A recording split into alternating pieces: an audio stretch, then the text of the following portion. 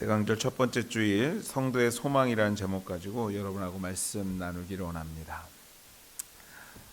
예수님의 오심을 기다리는 이 대강절에 빼놓을 수 없는 이야기 중에 하나가 이 세례 요한의 가정 이야기일 것입니다. 예수님보다 6개월 먼저 태어난 요한의 가정, 사실은 여느 과정과 같이 어렵고 힘든 과정을 통과해 하나님의 선한 뜻을 이루었던 이야기, 그 이야기를 통해서 오늘 대강절의 소망의 불씨를 우리가 다시 한번 우리의 가정과 생업의 현장과 우리의 마음속에 다시 한번 불릴 듯이 일으켜보는 것을 생각해 보면서 오늘 말씀을 시작해 보려고 합니다. 6절 말씀입니다. 6절 말씀에 이러한 말씀이 있습니다. 이 두 사람이 하나님 앞에 의인이니 주의 모든 계명과 규례대로 흠이 없이 행하더라. 앞으로 세례 요한의 부모가 될 제사장 사가랴와 그의 어머니 엘리사벳의 가정을 말하는 내용입니다. 다시 한번 여러분에게 읽어드리겠습니다. 이 두 사람이 사가랴와 엘리사벳이 하나님 앞에 의인이니 주의 모든 계명과 규례대로 흠없이 행한 가정이었다라고 성경은 우리에게 소개합니다. 당시 히브리 문화에서는요, 누군가를 칭찬할 때에 사용하는 표현 중에서 단연 최고의 칭찬이 무엇이었냐면요, 하나님 앞에 의인이라는 말이었다고 합니다. 하나님 앞에 의인인 가정, 그거는 더 이상 다른 걸로 표현할 수 없는 정말 아름다운 가정이라는 표현인 것입니다. 더욱이 오늘 말씀에서 보면, 우리가 읽은 5절 말씀에 보면 이 두 사람 사가랴와 엘리사벳의 그 가족의 배경을 설명합니다. 누구의 자녀, 누구의 자손, 어떤 반열에, 이렇게 말의 그 수식어를 통해서 이 사가랴와 엘리사벳이 어떠한 가정에서 어떠한 가문에서 태어난지에 대해서 언급하는 것을 볼 때에 그들의 가정의 배경 또한도 남부럽지 않은, 어떻게 보면 정확히 말하면 두 사람 다 제사장의 혈통에서 태어난 사람들이었습니다. 괜찮았다라는 것이죠. 최고의 환경일 뿐만 아니라 그들의 삶 자체도 존경받을 만한 아주 아름다운 가정이었다라고 오늘 본문은 우리에게 그 사가랴와 엘리사벳의 가정을 소개합니다. 그런데 그들에게 문제가 있었습니다. 지금이야 여러분들 충분히 이해할 수 있는 일이지만 당시의 문화를 생각해 볼 때 쉽지 않은 문제였어요. 그 문제의 내용을 성경은 이렇게 얘기합니다. 7절에 엘리사벳이 잉태를 못함으로 그들에게 자식이 없고 두 사람이 나이가 많았더라. 정말 훌륭한 가정인데 그 가정에 문제가 있었대요. 정말 아름다운 가정인데 그 가정에 문제가 있었대요. 여러분들 주변에 돌아볼 때 저 가정에 무슨 문제가 있겠어. 저렇게 풍성하고 자녀들도 다 잘 풀렸고 생업도 잘 되고 믿음도 좋은데, 근데 여러분들 그 가정을 한 단계만 딱 열고 들어가 보면 오늘 똑같은 현상이 누구의 가정에게도 다 있습니다. 정말 하나님의 의인의 가정, 남부러울 것 없는 배경의 가정인데 그 가정에, 성경에 그들의 가정에도 문제가 있었다라고 우리에게 말합니다.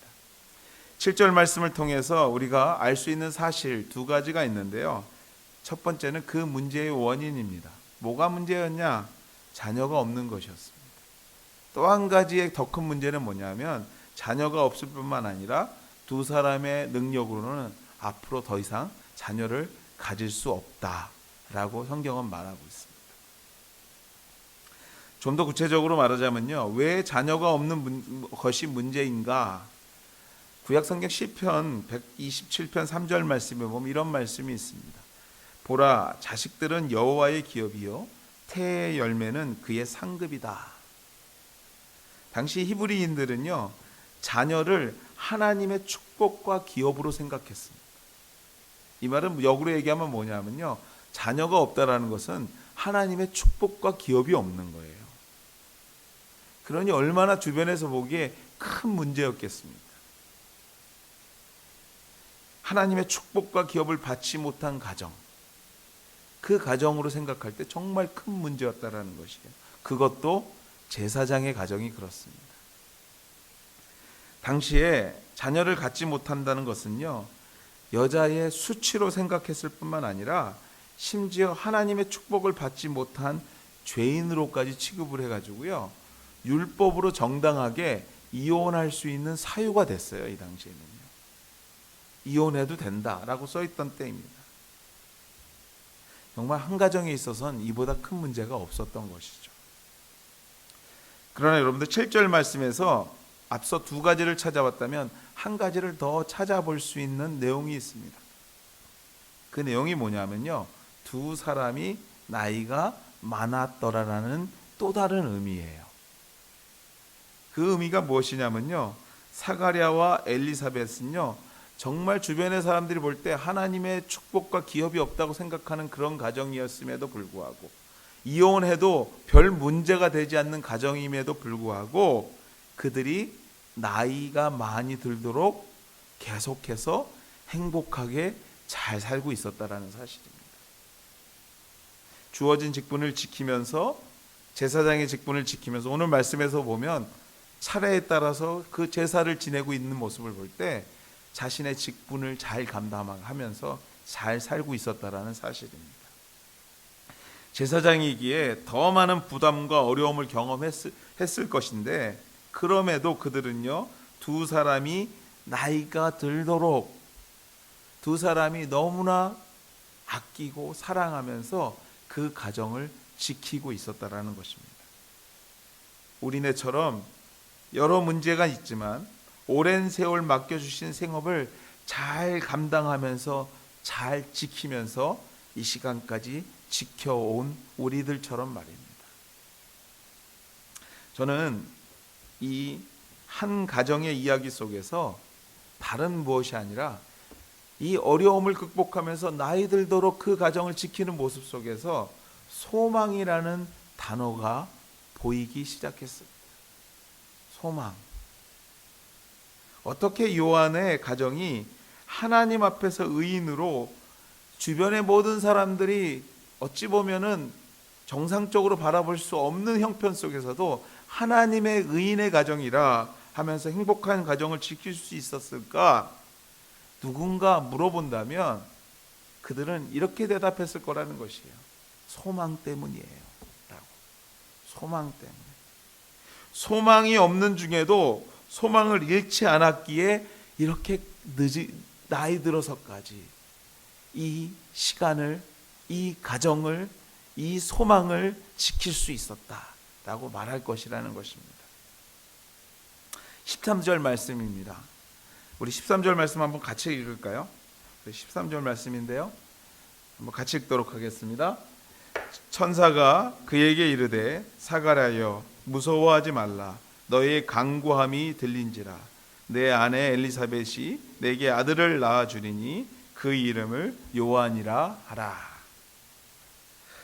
천사가 그에게 이르되 사가랴여 무서워하지 말라. 너의 간구함이 들렸다. 여러분들 어떤 간구함일까요? 어떤 간구함이 하나님께 들렸을까요? 아내 엘리사벳이 내게 아들을 낳아 주리니 그 이름을 요한이라 하라. 아내가 자녀를 갖고자 하는 소망의 간구입니다. 이미 나이 들어서 과학적으로 불가능한 것을 누구나 다 알고 있는 상황이었습니다. 그렇지만 사가랴에게는, 엘리사벳에게는 그럼에도 불구하고 소망을 잃지 않고 주님 앞에 끝까지 간구했다라는 거예요. 그랬더니 마침내 그 간구가 하나님께 들렸대요. 여러분들 이 표현이 참 재밌지 않아요? 하나님이 들었다는 게 아니라 하나님께 들렸대요. 여러분의 기도 소리가 하나님이 들으신다는 의미가 보다도 하나님 앞에 들렸다라는 의미는 뭐냐면요, 기도하는 자의 모습인 거예요. 하나님께 들렸대요. 여러분들 어느 정도 예상은 되는 일이지만 이 본문의 간구라는 단어의 뜻이 무엇일까? 분명히 살펴볼 필요가 있습니다. 본문의 간구는요, 즉 그냥 일반적인 기도를 얘기하지 않아요. 밥 먹을 때 하는 기도, 우리가 평상시 하나님 하면서 기도하는 기도가 아니에요. 여기서 말하는 간구는요, 다른 단어를 쓰고 있습니다. 어떤 단어냐면요, 특별한 기도, 간절한 기도, 특별한 제목을 가지고 정말 들릴 정도로 하는 기도를 얘기해요. 그러한 의미의 단어를 사용하고 있습니다. 사가랴와 엘리사벳은 절망 중에도 소망을 가지고 간구했습니다. 어떻게요? 특별히 정말 열심으로 최선을 다해서 그 품은 소망의 뜻을 하나님이 들을 정도로 간구하고 있었다라는 거예요. 잠시 상상해 보았습니다. 수많은 사람의 주목을 받는 제사장의 가정, 하나님 앞에 의인이라 많은 사람 앞에서 삶으로 존경의 대상이 되는 삶을 살고 있었지만 수많은 사람이 저 가정 정말로 의인의 가정이야, 정말로 멋있는 가정이야 하고 존경받는 모습으로 살고는 있었지만 항상 마음 한구석이 아쉬워요. 항상 이것만 좀 하나님 들어주셨으면 하는 아쉬움이 그들에게 있었습니다. 그래서 하는 것이 뭡니까? 기도할 때마다, 찬양할 때마다, 예배할 때마다 가정에서든지 일터에서든지 특별히 제목을 정해놓고 기도했어요. 잊지 않고 기도했습니다. 그러나 여러분들 시간이 흘러갔고요, 이제는 더 이상 세상 지식으로는 소망이 없다 하는 시간이 되었을 때, 여러분 한번 생각해 보세요. 젊어서부터 그것을 위해서 그렇게 기도했는데 결국에 모든 것이 끊어져서 이제는 더 이상 세상의 모습으로, 과학으로는 가능하지 못하다는 판결이 났을 때 그 사가랴와 엘리사벳이 얼마나 좌절했을까, 얼마나 실망했을까, 얼마나 아팠을까. 세상 그 누구도 그것에 대하여 말하지는 않았지만 세상 그 누구도 만나고 싶지 않은 마음이 엘리사벳, 사가랴의 마음이었을 것입니다. 그러나 여러분들, 사가랴와 엘리사벳은 소망을 잃지 않았어요. 이게 중요한 겁니다. 소망을 잃지 않았습니다. 세상에 어떠한 것도 하나님 안에 있음을 믿었습니다. 세상이 안 된다고, 할 수 없다고, 불가능하다고 말하지만 그들의 마음에 소망을 꺾을 수 없었어요. 그 안 된다고 말하는, 할 수 없다고 말하는, 불가능하다는 세상을 하나님께서 창조하신 세상이기에, 내 하나님이 만든 세상이기에 그 하나님을 향하여 끊임없이 기도하고 구함이 계속되었기에 세상이, 사가랴의 가정이 가지고 있는 소망을 꺾을 수 없었다라는 것입니다. 어찌 보면 여러분들, 그 특별한 기도가 습관처럼 반복되었을지도 모르겠어요. 여러분들 그런 거 있지 않으세요? 저는 그런 거 많습니다. 눈만 감으면 저도 모르게 습관처럼 나오는 기도의 제목이 있어요. 하나님, 아시죠? 하나님, 그거 아시죠? 하나님, 제가 하고 싶지 않아도 끊이지 않고 나의 기도 제목이 반복되는 것들이 있습니다.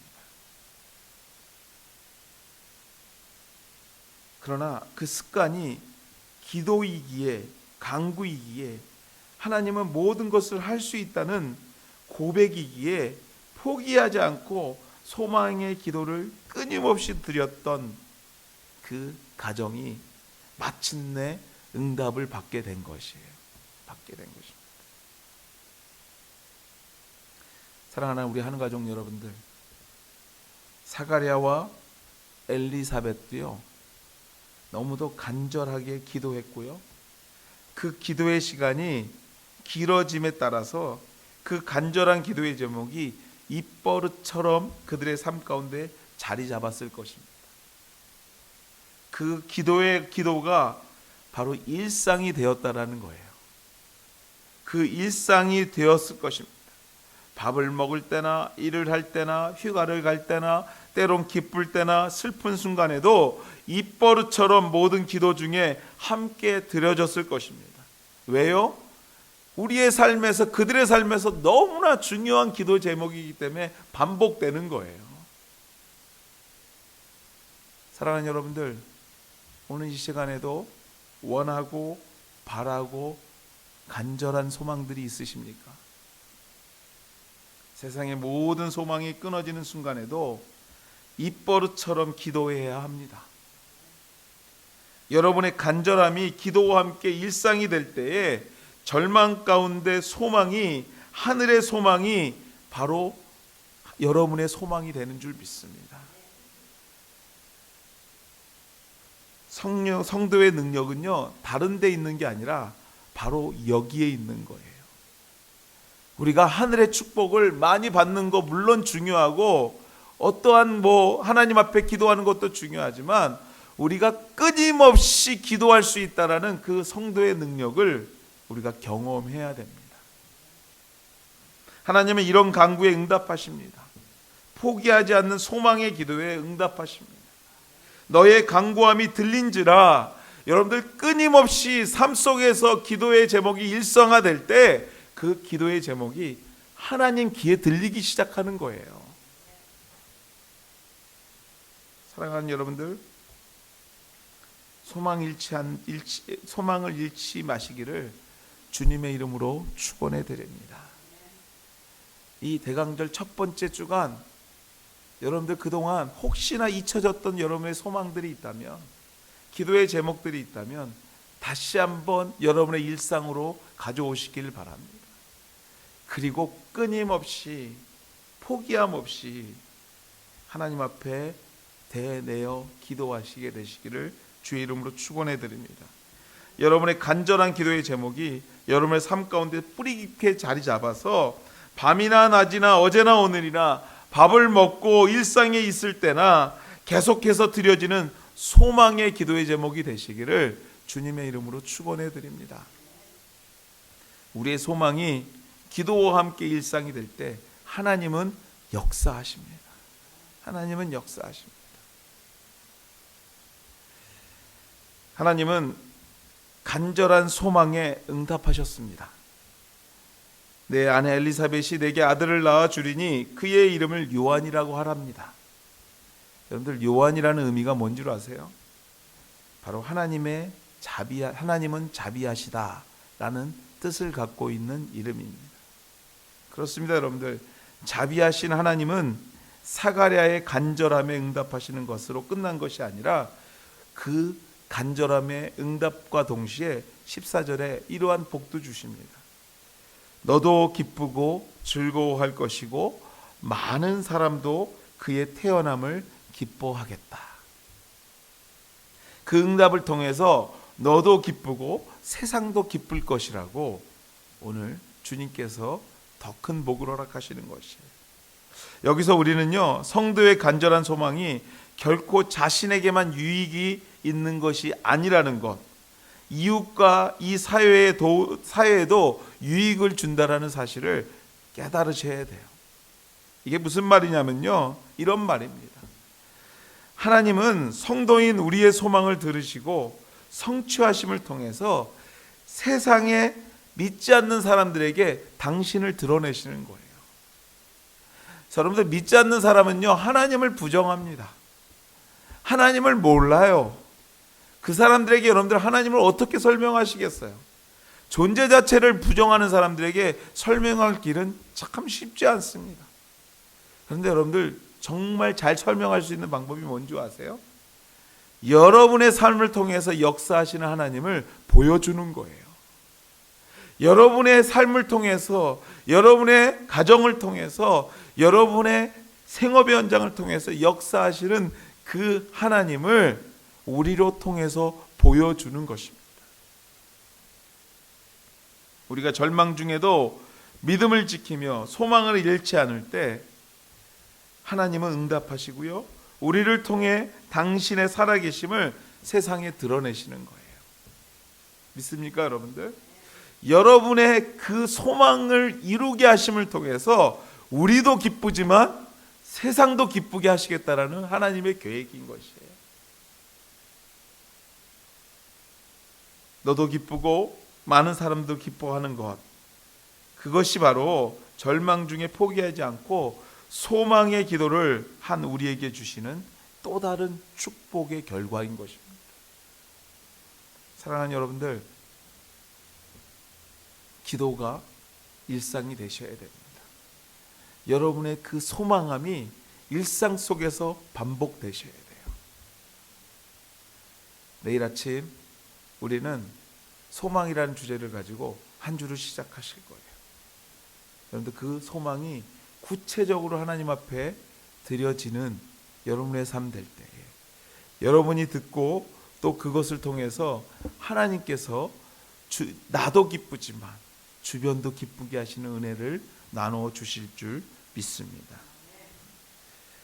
결국 사가랴의 소망의 성취는요, 세례 요한을 통해서 오실 예수님을 준비하는 소망이 되었습니다. 주님 오실 날을 준비하는 대강절 첫 주, 우리는 소망이라는 주제를 가지고 시작할 것입니다. 우리의 삶이 어둡고 절망적이어서 어디 하나 소망이 없어 보일지라도 포기하지 말고 소망의 주인 되시는 하나님께 계속해서 여러분들 구하셔야 돼요. 들릴 때까지 구하셔야 돼요. 구하셔야 됩니다. 포기하지 않는 성도의 소망이 우리 하나님께 들려질 때까지, 기도로 삶으로 들려질 때 나도 기쁘고 세상도 기쁨이 넘치는 응답이 됨과 동시에 절망 중에 있는 이 땅에 다시 오실 예수님의, 예수 그리스도를 준비하는 소망의 첫걸음이 되는 것입니다. 17절 말씀 한번 같이 읽도록 하겠습니다. 17절 말씀입니다. 같이 읽겠습니다. 그가 또 엘리야의 심령과 능력으로 주 앞에 먼저 와서 아버지의 마음을 자식에게, 거스르는 자를 의인의 슬기에 돌아오게 하고 주를 위하여 세운 백성을 준비하리라. 바로 기도하는 자들이 경험하는 은혜인 것입니다. 말씀을 맺습니다, 여러분들. 성탄을 준비하는 대강절입니다. 우리에게 소망이 사라졌다면 이 대강절에 다시 한번 소망이라는 주제를 가지고 기도하셔야 될 것입니다. 그리고 그 소망에 대한 간절함을 주님께 아뢰일 때 하나님이 들으실 거예요. 믿습니까? 하나님께 들려질 겁니다. 그리고 하나님은 포기하지 않고 소망으로 기도하는 자들에게 응답하시게 되실 줄 믿습니다. 같이 한번 기도하시겠습니다.